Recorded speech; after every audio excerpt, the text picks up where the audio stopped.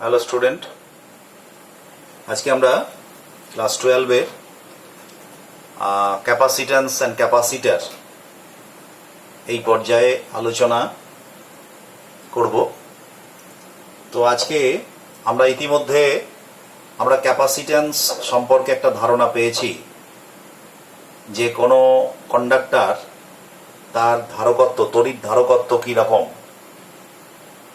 তো আজকে আমরা প্র্যাকটিক্যালি যে ক্যাপাসিটার তৈরি করব, ক্যাপাসিটার অর্থাৎ যে ধারণ করতে পারে, তড়িৎ আধান ধারণ করতে পারে, সেই ক্যাপাসিটার আমরা তৈরি করব। Principal of construction of A capacitor, অর্থাৎ কোন কোন নীতির ওপর ভিত্তি করে আমরা ক্যাপাসিটার তৈরি করব। মানে যার ক্যাপাসিটার তৈরি করা মানে কি, মানে হচ্ছে যে আমরা একটা কন্ডাক্টরে বিশেষ ডিজাইন করে একটা কন্ডাক্টর বানাবো, যে কন্ডাক্টরের তড়িৎ ধারণ ক্ষমতা বা ক্যাপাসিটি অফ চার্জ অনেক বেশি হবে। তো সেগুলো কি কি করলে পাওয়া যায়। যেমন প্রথমেই বলি যে প্রত্যেকটা কন্ডাক্টর ইটসেলফ এ ক্যাপাসিটার। প্রত্যেকটা কন্ডাক্টরের কিছু না কিছু ধারণ ক্ষমতা আছে, কিন্তু যেটুকু ধারণ ক্ষমতা আছে তাতে প্র্যাকটিক্যালি আমাদের কোনো সেইভাবে কাজ করা যায় না। তাই এই ধারণ ক্ষমতাকে আমরা বাড়াতে পারি, ওই বস্তুটারই ধারণ ক্ষমতাকে আমরা বাড়াতে পারি। প্রথম যে বিষয়টা আমাদের বলা যেতে পারে সেটা হচ্ছে ওই যাকে আমরা যার ধারণ ক্ষমতা বাড়াবো, যে কন্ডাক্টরের ধারণ ক্ষমতা বাড়াবো, তার পাশে খুব সন্নিকটে যদি আমরা আর একটা বস্তুকে নিয়ে আসি, নিস্তড়িত বস্তুকে নিয়ে আসি, তাহলে কিছুটা হলেও ওই বস্তুর ধারণ ক্ষমতা বাড়বে। কিভাবে? মনে করা যাক, ধরো এই একটা বস্তু, তো এর একটা ধারণ ক্ষমতা আছে। তো আমি একে কিছুটা চার্জ আমি দিয়ে দিয়েছি, ধরো প্লাস চার্জ দিয়েছি। তো এর একটা ভোল্টেজ বেড়েছে, দেখা যাচ্ছে এর থেকে বেশি চার্জে নিতে পারছে না, মানে ধারণ ক্ষমতা এইটুকু। এবার এই পাশে খুব কাছে আমি আর একটা বস্তুকে নিয়ে এলাম, আর একটা পরিবাহীকে নিয়ে এলাম, তাহলে কি হবে? সঙ্গে সঙ্গে এই আধান এখানে তড়িৎ আবেশ ঘটাবে। তড়িৎ আবেশ ঘটালে কি হয় না, তড়িৎ আবেশ ঘটালে নিকটতম প্রান্তে বিপরীত আধান আর দূরতম প্রান্তে সম আধান তৈরি হবে। তার মানে এর নিকট প্রান্ত মানে এই দিকটায়, এই পাশটায় হবে প্লাস আধান, এই পাশটায় হবে প্লাস আধান, আর এই পাশটায় হবে মাইনাস আধান। এখন প্রশ্ন হচ্ছে যে আমরা জানি এটা যেহেতু আধান, এর একটা তড়িৎ ক্ষেত্র এখানে তৈরি হবে, এই মাইনাসটাও যেহেতু আধান, এরও একটা তড়িৎ ক্ষেত্র সৃষ্টি হবে। সেই তড়িৎ ক্ষেত্রের মধ্যে এই বস্তুটা রয়েছে। এখন আমরা ইতিমধ্যে দেখবে পোটেনশিয়াল চ্যাপ্টারে আমরা আলোচনা করেছি যে প্লাস আধানের বিভব হচ্ছে ধনাত্মক, মাইনাস আধানের বিভব হচ্ছে ঋণাত্মক। তাহলে পরে এই যে প্লাস আধানটা, এর তড়িৎ ক্ষেত্রের মধ্যে এই বস্তুটা রয়েছে, তাহলে এর ওপর একটা এই বিন্দু, এর বিভিন্ন বিন্দুতে একটা বিভব বাড়বে। তার মানে এ এখানে বিভব বাড়াবে। আই এম ভেরি সরি, আবার ভুল করলাম, এটা মাইনাস। নিকটতম প্রান্তে বিপরীত আধান আমি মুখে বললাম আর লিখলাম 1, আর দূরতম প্রান্তে সম আধান হয়েছে। তাহলে এই যে বিপরীত আধান, এই যে মাইনাস আধান, এর উপর একটা বিভব হবে, সেটা মাইনাস বিভব। তার মানে এর যা বিভব হয়েছিল সেই বিভব এটার জন্য এখানে একটা মাইনাস বিভব হবে, তার মানে কিছুটা কমাবে। কিন্তু আবার এদিকে যেহেতু প্লাস আধান আছে, তাহলে সে আবার এখানে একটা প্লাস আধান তৈরি করবে, ফলে সে কিন্তু এর ওপর একটা বিভব বাড়াবে। তার মানে দেখা যাচ্ছে যে এই বস্তুটার পাশে যদি একটা অন্য নিস্তড়িত বস্তু, মানে অন্তরিত বস্তুকে আনা হয়, পরিবাহীকে, তাহলে নিকটতম প্রান্তে যে বিপরীত আধান আছে তার জন্য এর বিভব কিছুটা কমবে, আর দূরতম প্রান্তে যে প্লাস আধান আছে তার জন্য এর বিভব বাড়বে। আমার উদ্দেশ্য ক্যাপাসিট্যান্স কি করে বাড়ানো যায়। ক্যাপাসিট্যান্স বাড়ানো যায় একটাই ভাবে, বিভবটাকে কমিয়ে দেয়া। চার্জ দেবো কিন্তু বিভব বাড়বে না বেশি, বিভব কম বাড়বে, তার মানে তারই ক্যাপাসিট্যান্স বেশি হবে। তাহলে এই মাইনাস আধানটার বিভব কমালো, এ বাড়ালো, এটা কি সমান পরিমাণ? এ যতটা কমালো এ ততটা বাড়ালো না, এ যতটা কমালো এ ততটা বাড়াতে পারলো না। তার কারণ হচ্ছে প্লাস আধানটা একটু দূরে আছে এর থেকে, আর এই আধানটা একটু কাছে আছে। দূরে থাকলে কি হয়, আর এর ওপর নির্ভর করে কিউ বাই আর, মানে আর এর সঙ্গে ব্যস্তানুপাতিক। তাহলে স্বাভাবিকভাবেই এ ততটা বাড়াতে পারলো না এ যতটা কমালো, তার মানে নেট এর একটা একটু হলেও একটু বিভব কমে গেল, ফলে এর ধারকত্ব কিন্তু একটুখানি বাড়লো। এবার কি করব, এই বস্তুটাই রেখে আরেকটা কাজ করব, সেটা হচ্ছে এটাকে আমি আর্থ টাচ করে দিলাম। আর্থ টাচ করলে কি হবে আমরা জানি, আর্থ টাচ করলে এই যে চার্জটা, এটাকে বলা হয় ফ্রি চার্জ, এই ফ্রি চার্জটা চলে যাবে, আর্থে চলে যাবে। আর্থে কি আর চলে যায়? আর্থে যায় না, আসলে আর্থ থেকে ইলেকট্রন এখানে ঢুকে এটাকে নিউট্রালাইজ করে দেয়, ফলে এই আধানটার কোনো অস্তিত্ব থাকলো না। এখন এই পুরোটাই হচ্ছে নেগেটিভ। তাহলে কি হবে এবার না, তাহলে এবার যেটা হবে সেটা হচ্ছে যে এই আধানটার জন্য এখানে কিছুটা বিভব বাড়ছিল সেটা আর বাড়ছে না, তার মানে এই আধানটার জন্য এখানে যে বিভবটা কমছিল সেটা অনেকটাই কমে যাবে এর বিভব, তার মানে আলটিমেটলি বিভবটা অনেকটা কমবে, তার মানে হচ্ছে ধারকত্ব হচ্ছে বাড়বে। তার মানে এখানে আমরা দেখতে পাচ্ছি যে কিভাবে ধারকত্ব বাড়ালাম না, এখানে আমরা দেখতে পাচ্ছি যে যে বস্তুর ধারকত্ব আমি বাড়াতে চাই তার নিকটে একটা বস্তু নিয়ে আসা হতে পারে, পরিবাহী আনা হতে পারে, যে পরিবাহীটা ভূসংলগ্ন হলে আরো বেশি হচ্ছে এটা হবে। এবার হচ্ছে দ্বিতীয় পয়েন্ট, তাহলে ভূসংলগ্ন বস্তুর উপস্থিতি ধারকত্ব বাড়ায়, এটা একটা নীতি। 2 নম্বর হচ্ছে যে এবারে কি করলাম, এই যে ধরো আমি যদি ধরে নিই যে এই বস্তুটার মাঝখানে এই অংশটা বায়ু বা শূন্যস্থান ছিল, আমি কি করলাম, আমরা এখানে একটা ডাইইলেকট্রিক মিডিয়া ঢুকিয়ে দিলাম যার পরাবৈদ্যুতিক ধ্রুবক কে। তার মানে কি হবে, পরাবৈদ্যুতিক ধ্রুবক কে যদি হয়, আমি একটু মানে আগের ক্লাসেই আমরা বলেছি যে হচ্ছে পরাবৈদ্যুতিক ধ্রুবক যদি থাকে তাহলে এখানে একটা চার্জ ইনডিউসড হবে, এখানে একটা চার্জ ইনডিউসড হবে, এখানে মাইনাস চার্জ, বাঁ প্রান্তে মাইনাস চার্জ, ডান প্রান্তে প্লাস চার্জ ইনডিউসড হবে, ফলে সামগ্রিকভাবে এই গোটা সিস্টেমটার বা এই পরিবাহীটার হচ্ছে বিভব আরো কমে যাবে, ফলে ধারকত্ব আরো বাড়বে। তাহলে প্রথমত হচ্ছে যে একটা পরিবাহী পদার্থ, ভূসংলগ্ন পরিবাহী পদার্থকে কাছে আনতে হবে। দ্বিতীয়ত হচ্ছে যে এদের কাছে যদি একটা অপরিবাহী পদার্থ, ওই দুটো বস্তুর মাঝে যদি একটা অপরিবাহী পদার্থকে বা ডাইইলেকট্রিক মিডিয়াকে আনা হয় তাহলে পরে এটা হবে। তৃতীয়ত আর কি হতে পারে না, এই যে দূরত্বটা, ধরো দুটো বস্তুর মধ্যেকার যে দূরত্ব, এই দূরত্বটাকে আমি যত কমাবো দেখা যাবে এদের মধ্যে কিন্তু ধারকত্ব তত বৃদ্ধি পায়। তাহলে 3 নম্বর পয়েন্ট হচ্ছে যে ধারকত্বকে বৃদ্ধি করার জন্য যে বস্তু দুটোকে আমরা কাছাকাছি নিয়ে আসছি তাদের দূরত্বটা আমি যত কমাবো তত কিন্তু ধারকত্ব আরো বৃদ্ধি হবে, অর্থাৎ ইনডিউসড চার্জের এফেক্টটা আরো বেশি পরিমাণে পাওয়া যাবে। এবং আমরা প্র্যাকটিক্যালি এটার ওপর আমরা সরাসরি ডিডাকশন করব পরে।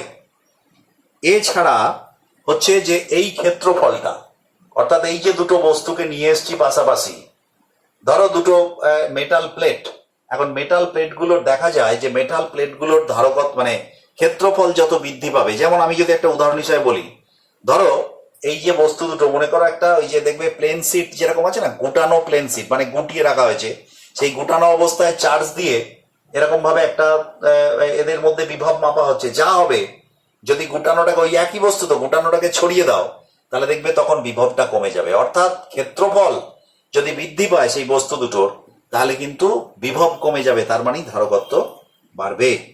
তাই আমরা বলতে পারি যে একটা ধারক তৈরি করার ক্ষেত্রে এই নীতিগুলোকে আমরা নিতে পারি। 1 নম্বর হচ্ছে যে ধারকটা তৈরি করব, যে বস্তুটার আমরা ধারকত্ব বাড়াবো তার সন্নিকটে আরেকটা অন্য বস্তুকে নিয়ে আসবো, মানে ধাতু পরিবাহীকে, যে হচ্ছে ভূসংলগ্ন। এই দুটো বস্তুর মাঝখানে কোনো অপরিবাহী পদার্থের বা ডাইইলেকট্রিক মিডিয়ামকে রাখবো। 3 নম্বর হচ্ছে এদের মধ্যে দূরত্বটাকে যতদূর সম্ভব কম করা যায় ততটা কম করতে হবে। 4 নম্বর হচ্ছে এদের ক্ষেত্রফল হচ্ছে বাড়াতে হবে। এই সমস্ত ভিত্তিগুলো, এইগুলোর ওপর মানে ভিত্তি করে আমরা একটা তোমার হচ্ছে একটা ধারক তৈরি করতে পারি। এইবারে আমরা যেটা বলবো সেটা হচ্ছে আমরা কতকগুলো ধারক সম্পর্কিত কতকগুলো টার্ম এখানে আমরা একটুখানি জেনে নেব। তাহলে এটা আমি মুছে দিচ্ছি।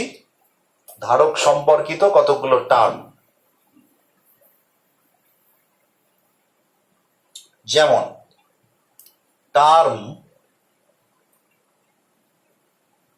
terms used in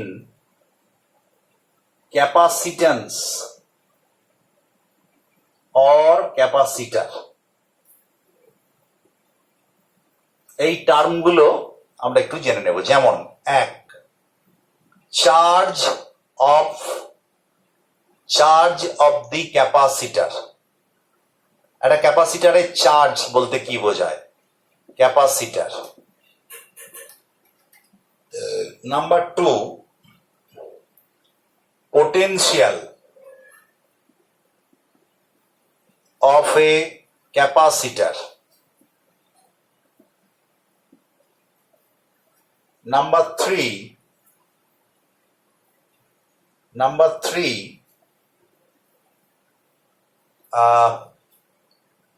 sign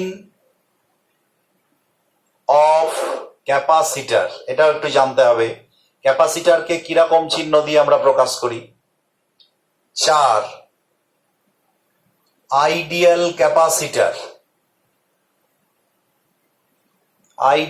capacitor.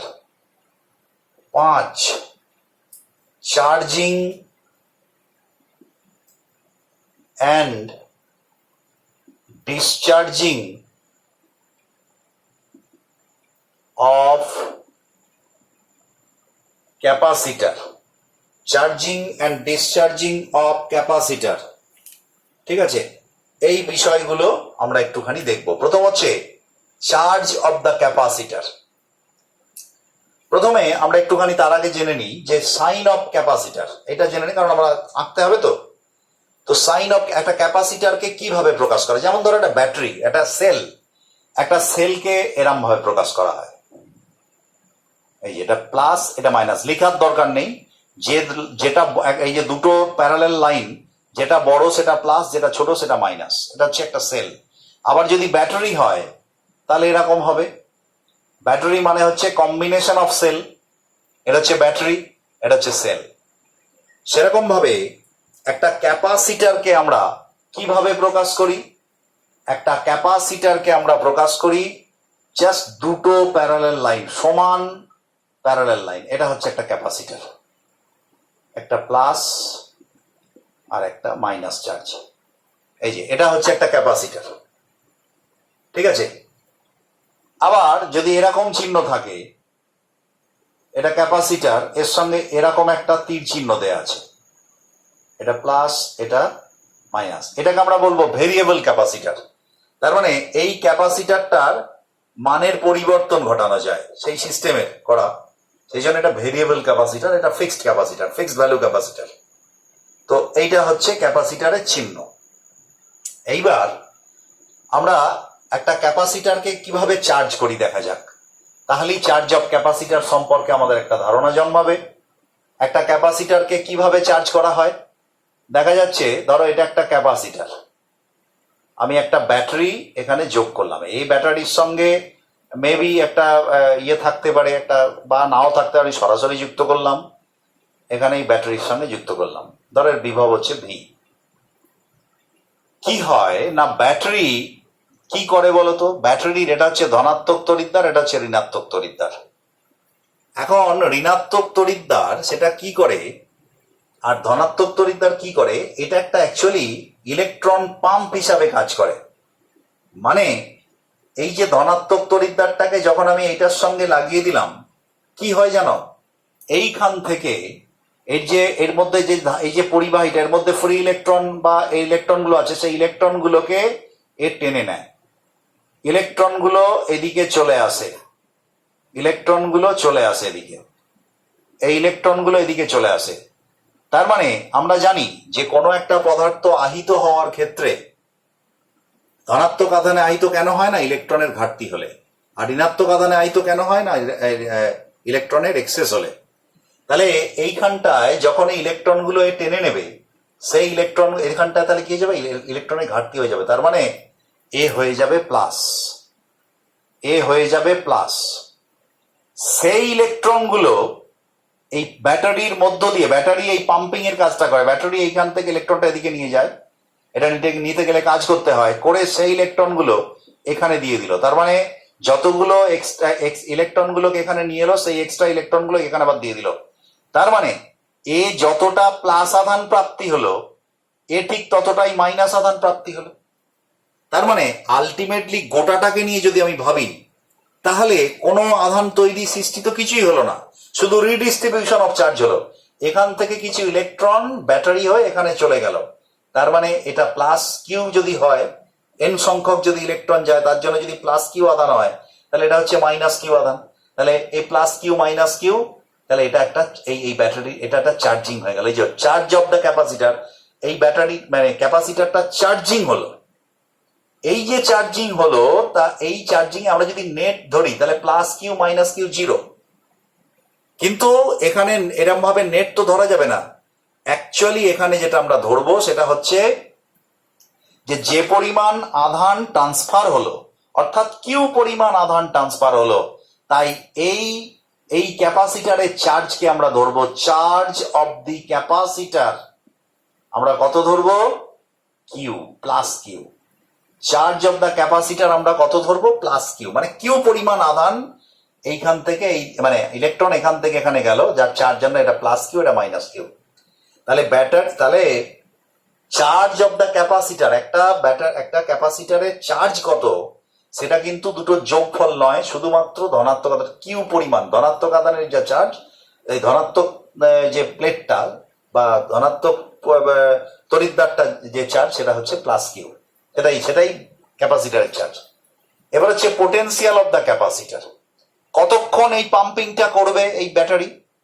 যতক্ষণ না, দেখবো যতই এটা এখানে প্লাস হবে এখানে মাইনাস হবে, এদের মধ্যে বিভব বৈষম্য সৃষ্টি হবে। হতে হতে সেই বিভবটা যখন ব্যাটারির বিভবের সঙ্গে সমান হয়ে যাবে, তখন কিন্তু আর পাম্পিং চলবে না। অর্থাৎ তখন কি হবে না, এই দুটো প্লেটের মধ্যে বিভব বৈষম্য প্রাপ্তি হবে। অর্থাৎ একটা ব্যাটারির সঙ্গে যখন আমি যুক্ত করলাম, তখন এই ইয়েটার মধ্যে যে প্লেট দুটোর মধ্যে যে হলো তোমার হচ্ছে যে মানে বিভব বৈষম্য হলো, সেই বিভবটা কি বলা হচ্ছে? Potential of the capacitor. এইবার তারপরে হচ্ছে ideal capacitor. Ideal capacitor is a concept. এটা একটা কনসেপ্ট মাত্র। আইডিয়াল ক্যাপাসিটার বলে কিছু হয় না। আইডিয়াল ক্যাপাসিটার মানে হচ্ছে, আমরা যখন একটা ক্যাপাসিটারকে চার্জ করে চার্জ রেখে দিই, আমরা যদি চার্জটাকে অনন্তকাল ভাবি থাকবে, তাহলে থাকবে না। অটোমেটিক্যালি চার্জটা আস্তে আস্তে ক্ষয় হয়ে যায়, অর্থাৎ ইলেকট্রিক্যাল ডিসচার্জ হয় বিভিন্ন কারণে। তো তার মানে সেই ধরনের যে চার্জ, সেই ধরনের যে ক্যাপাসিটার যেখানে অটোমেটিক্যালি ডিসচার্জ হয়, তাকে আমরা নন আইডিয়াল ক্যাপাসিটার বলি। কিন্তু যদি এমন কোনো ক্যাপাসিটার বানানো যায় যে একবার চার্জ করলে সেই চার্জ থেকেই যাবে ভেতরে যতক্ষণ আমি ডিসচার্জ করব, সেই ক্যাপাসিটারকে আমরা বলবো আইডিয়াল ক্যাপাসিটার। তো আমরা সাধারণভাবে ক্যাপাসিটার তো নন আইডিয়াল বটেই, কিন্তু আমরা যখন সাধারণভাবে ক্যাপাসিটারকে ইউজ করব, যদি আমরা নিজেরা কোনোভাবে ডিসচার্জ না করি, আমরা ধরে নেব যে তার ক্যাপাসিটার চার্জ একই আছে, অর্থাৎ আইডিয়াল ক্যাপাসিটার ধরেই আমরা কাজ করব। এরপরে যে গুরুত্বপূর্ণ বিষয় সেটা হচ্ছে charging and discharging of capacitor. আমি তাহলে পুরোটা মুছে দিচ্ছি। Charging and discharging of capacitor. এখন চার্জিং মানে, দেখবে আমরা যদি বলি আমাদের চার্জিং হওয়া মানে কি? চার্জিং হওয়া মানে আমাদের মানুষের খাওয়া, চার্জিং হওয়া। আর ডিসচার্জিং হওয়া মানে আমরা যে মানে যেটা ত্যাগ করি, সেটা হচ্ছে ডিসচার্জিং হওয়া। তো এখন ব্যাপার হচ্ছে যে যখন একটা ক্যাপাসিটারকে আমরা চার্জ করি, তার মানে ব্যাটারির সঙ্গে যুক্ত করলে তার মধ্যে আস্তে আস্তে দুটো প্লেটের মধ্যে আস্তে আস্তে চার্জ জমতে থাকে, একটা প্লাস একটা মাইনাস, মানে অসময়টার ইয়ে হয় আর কি, রিডিস্ট্রিবিউশন হয়। হয়ে যখন পুরোপুরি ওই ব্যাটারির বিভব প্রাপ্ত হয়, তখন আর চার্জ হয় না, মানে তখন আর চার্জ যাওয়া বন্ধ হয়ে যায়। এবং এটা মানে আইডিয়ালি ভাবতে গেলে এই ঘটনাটা ঘটতে অসীম সময়ের দরকার, আস্তে আস্তে আস্তে আস্তে এটা হয়। এবং চার্জিংটা কেমন হয় বলতো? যখনই তুমি ব্যাটারির সঙ্গে যুক্ত করলে একটা ক্যাপাসিটারকে, সঙ্গে সঙ্গে দ্রুত হারে চার্জ হতে শুরু করে। যেরকম আমাদের ধরো খিদে যখন পায়, আমরা যখন খেতে থাকি তখন কি হয়, তখন দেখবে প্রথমে খেতে বসি যখন খুব দ্রুত হারে খাই, যত সময় যায় অর্থাৎ পেট যত ভরে আসে আমাদের খাওয়ার যে রেট, সেই রেটটা কিন্তু আস্তে আস্তে কমে আসে। ঠিক একইভাবে আমরা যদি চার্জিং এর সময়তে আমরা যখন চার্জিং এর সময় কি হয়, এই যে ছবিটা ধরো এটা ক্যাপাসিটার, এটা হচ্ছে এই চার্জিং এর সময় এদিক থেকে চার্জ যায়, এদিক দিয়ে চার্জ এসে ঢোকে, চার্জ প্লাস চার্জ, ইলেকট্রন কিন্তু উল্টো দিকে, তাহলে এদিক দিয়ে চার্জ ঢোকে, এদিক দিয়ে চার্জ বেরোয়, তার মানে কারেন্টটা এদিক দিয়ে যায়, এদিক দিয়ে বেরোয়। তাহলে চার্জিং কে আমরা যদি চার্জিং কারেন্ট ভার্সেস যদি আমরা টাইম গ্রাফ আঁকি, তাহলে দেখা যাবে শুরুতে এখানে টাইম t ইজিক্যালস টু 0, শুরুতে হাই কারেন্ট থেকে শুরু করে ক্রমশ কারেন্টটা কমতে কমতে এটা যখন টি এর সঙ্গে মিশে যাবে তখন কারেন্ট 0 হবে। এদিকে হচ্ছে আই, আর এদিকটাকে আমি বলছি মাইনাস আই, এটা 0। তাহলে এটা হচ্ছে চার্জিং কারেন্ট, যত সময় যায় চার্জিং কারেন্টটা কমতে থাকে এবং যখন ফুললি চার্জ হয়ে যায় তখন কারেন্ট 0 হয়ে যায়, আর কারেন্ট যায় না।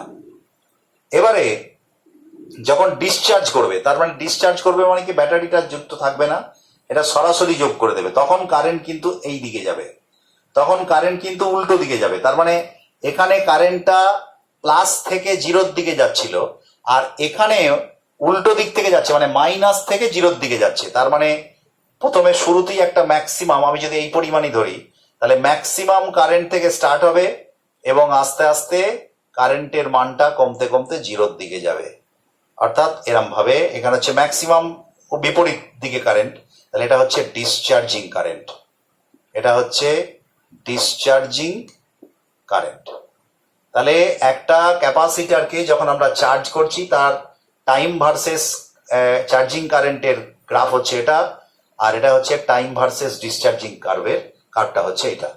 তো এইভাবে আমরা বিভিন্ন বিষয়গুলোর মধ্যে আমরা আস্তে আস্তে প্রবেশ করছি। এরপরে আমরা বিভিন্ন ধরনের টাইপিক্যাল হচ্ছে তোমার বিভিন্ন ধরনের যে ক্যাপাসিটার, যেমন parallel plate capacitor, spherical capacitor, cylindrical capacitor, বিভিন্ন ধরনের ক্যাপাসিটারের দু একটা টাইপিক্যাল ক্যাপাসিটার নিয়ে আমরা আলোচনা করব। আজকের ক্লাস এই পর্যন্তই। ওকে।